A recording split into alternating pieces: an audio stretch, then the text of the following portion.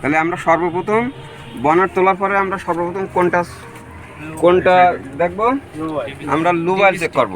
লুবাইলটা check করব কিসের মাধ্যমে? এইখানে দেখেন, সবাই এখানে খেয়াল করেন, এইখানে ডিপ স্টিক আছে, ঠিক আছে? এটা গ্যারেজের ভাষায় কি বলে? গ্যাস কাটি।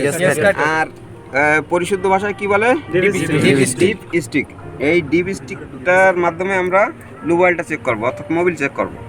এই মোবিলটা দেখেন, আমরা যখন চেক করব, দেখেন এখানে কিন্তু বোঝা যাচ্ছে যে কতটা মোবিল আছে বা লুবাইল কতটা আছে, ঠিক আছে? এই হাতটা আমরা এরকম কাট করব না, কাট করলে কি হবে, এই মোবিলটা কিন্তু বা এই লুবাইলটা কিন্তু এদিকে গড়ায় চলে আসবে, তখন আপনি এর সঠিক পরিমাপটা আপনি পাবেন না, আপনারা পাবেন না। হ্যাঁ, এটা ম্যাক্সিমাম, এটা ক্রস দেখছেন, মিনিমাম, ঠিক আছে? এর মাঝখান বরাবর থাকলেও সমস্যা নেই। আবার এটা হচ্ছে শেষ দাগ, এর নিচে যখন থাকবে তখন কিন্তু বিপজ্জনক, অর্থাৎ মোবিল আপনার কম আছে, ঠিক আছে? আচ্ছা, তাহলে আমরা এটার নাম কি বললাম? গ্যারেজের ভাষায় কি বলে? গ্যাস কাটি, ঠিক আছে? আচ্ছা, এই গ্যারেজের ভাষাটা কেন বলছি? এই যে ডিপ স্টিকটা অনেক মিস্ত্রিরাও জানে না, ঠিক আছে? কারণ এটা তো বইয়ের ভাষা, ঠিক আছে? গ্যারেজের ভাষা যদি আপনারা না বলতে পারেন তাহলে কিন্তু সে বুঝবে না। যাই হোক, তাহলে আমরা লুবাইলটা চেক করার একটা ফাংশনটা আমরা বুঝে গেলাম নাকি? তাহলে সর্বপ্রথমে লুবাইল, কিন্তু এর পরের সাবজেক্ট যেটা, সেটা হচ্ছে আমরা রেড ওয়াটারের পানি চেক করব। রেড ওয়াটারের পানি চেক করব। রেড ওয়াটারের পানি চেক করার দুইটা পদ্ধতি। একটা রানিং গাড়ি যদি থাকে সেক্ষেত্রে আমরা দেখব ওভার ট্যাঙ্কি কোনটা। ওভার ট্যাঙ্কির কার্যক্রম জানেন কেউ? পানি ওভারফ্লো করে, হ্যাঁ, ওভার ট্যাঙ্কির থেকে টেনে নিবে, এ যতটুকু প্রয়োজন ততটুকু সে ওখান থেকে নিয়ে নেবে। মনে করেন ওভার ট্যাঙ্কিটা থালা, আপনার প্রয়োজন হলে আপনি থালার থেকে নিয়ে খাচ্ছেন, কথা বুঝতে পেরেছেন?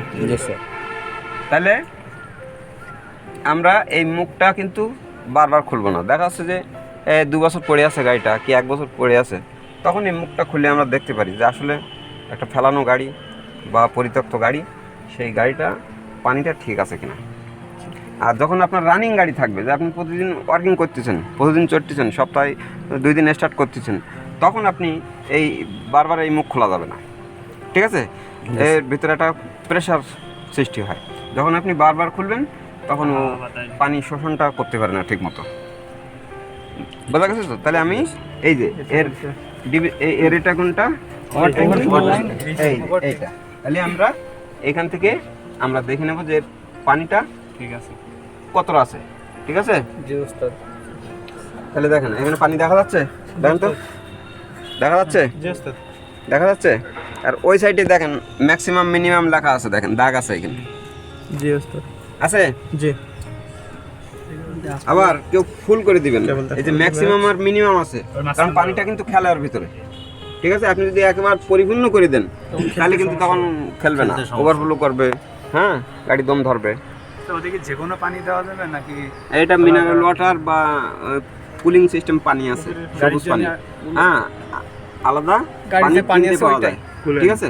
ওই কুলিং সিস্টেমে যে পানিটা কেন ব্যবহার করে, এর মিনিংস কে বলতে পারবে? কেউ বলতে পারবেন না, শুনে নেন আমার কাছে।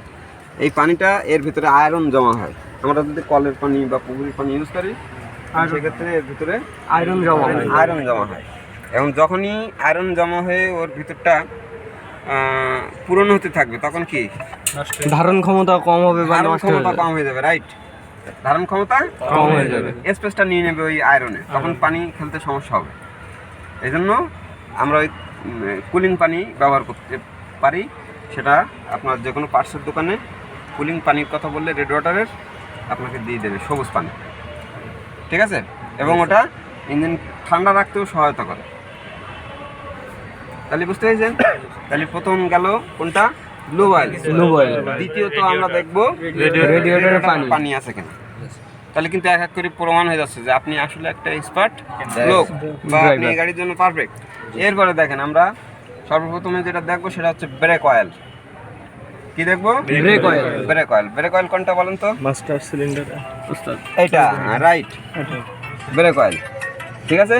দেখার দৃষ্টিতে কি আছে আমার ওটা ঠিক আছে, এই জন্য আমি আর খুলে দেখালাম না।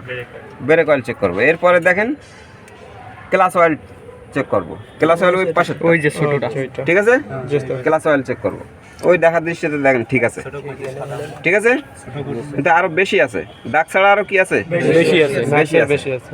এরপরে আমরা কি দেখবো, এরপরে আমরা দেখবো ব্যাটারির পানি।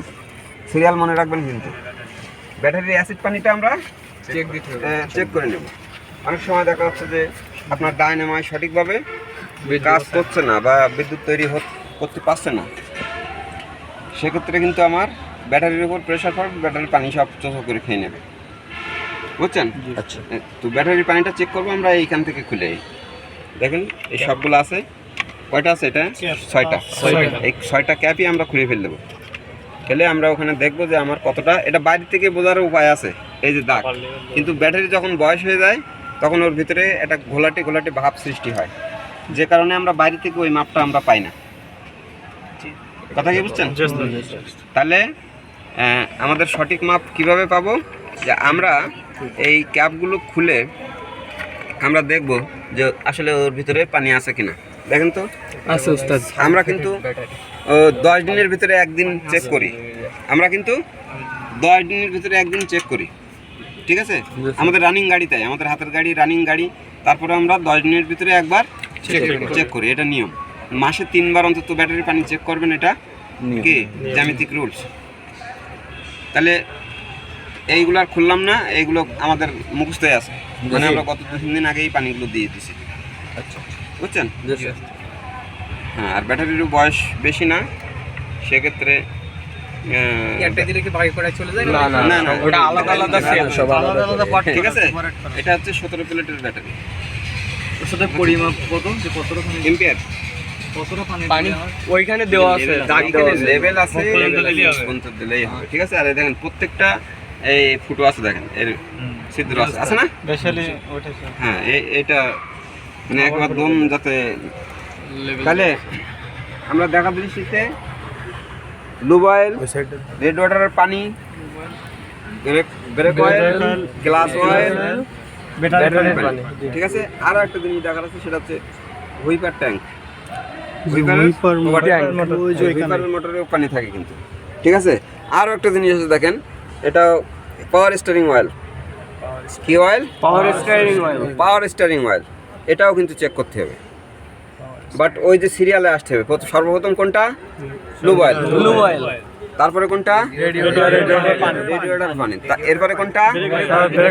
এরপরে গ্লাস অয়েল। এরপরে হুইপার মোটরের পানি, পাওয়ার অয়েল, ঠিক আছে। তাহলে অয়েল জাতীয় জিনিস যেগুলো আমার আছে সবগুলো কিন্তু চেক হয়ে গেল, ঠিক আছে। উস্তাদ পাওয়ার অয়েলটা কি ওই স্টিয়ারিং এর কাজ করে, ঘোরানোর, ঠিক আছে। আপনারা স্মুথলি ঘোরানো, যত আপডেট হবেন ওগুলো আমরা বুঝাই দেব এবং আপনারাও বুঝতে পারবেন। তাহলে শোনেন কি কি চেক করতে হয়, এই প্রক্রিয়াটা শেষ হলো। এবার আমরা কিভাবে কোন প্রক্রিয়ায় গাড়িটা স্টার্ট করব, ঠিক আছে। জি